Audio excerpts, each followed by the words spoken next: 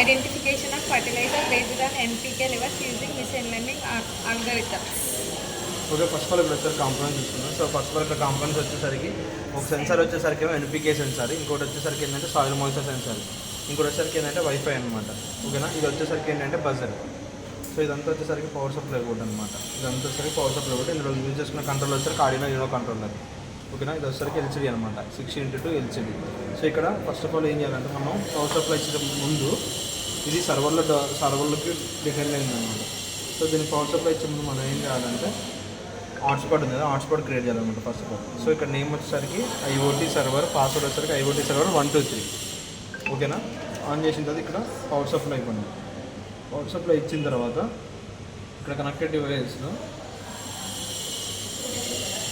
ESP connect అయింది చూసారా. ఇది కనెక్ట్ అయిన తర్వాత మొబైల్ పక్కన పెట్టేసి ఇంకొక మొబైల్ తీసుకుంది.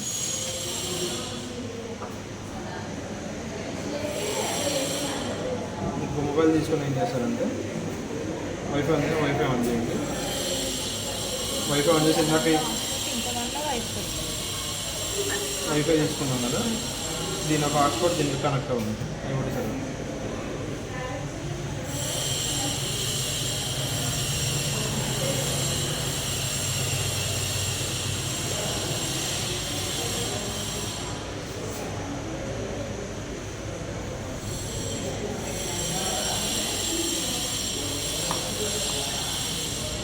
సో కనెక్ట్ అయింది.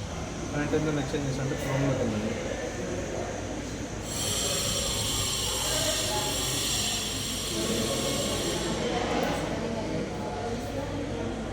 క్రోమ్లోకి వెళ్ళి ప్రాజెక్ట్స్, ఫ్యాక్టరీ సర్వర్ .in.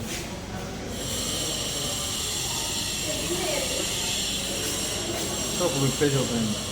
ఈ వెబ్ పేజ్లో ఏం చేయాలంటే మీ యొక్క ఐఓటీ నెంబర్ కొట్టింది. IoT 1433 IoT 1433. సో కనెక్ట్ అయింది. ఇక్కడ చూడండి ఎన్పీకే వాల్యూస్ వస్తుంది. Nitrogen, phosphorus, potassium, moisture sensor ఒక డేటా. సో ఇందాక అప్లోడ్ ఇప్పుడు అప్లోడ్ అయింది చూడు డేట్తో. సో అట్లా అనమాట. సో ఇక్కడ వచ్చేసరికి వాల్యూస్ ఇవ్వనమాట.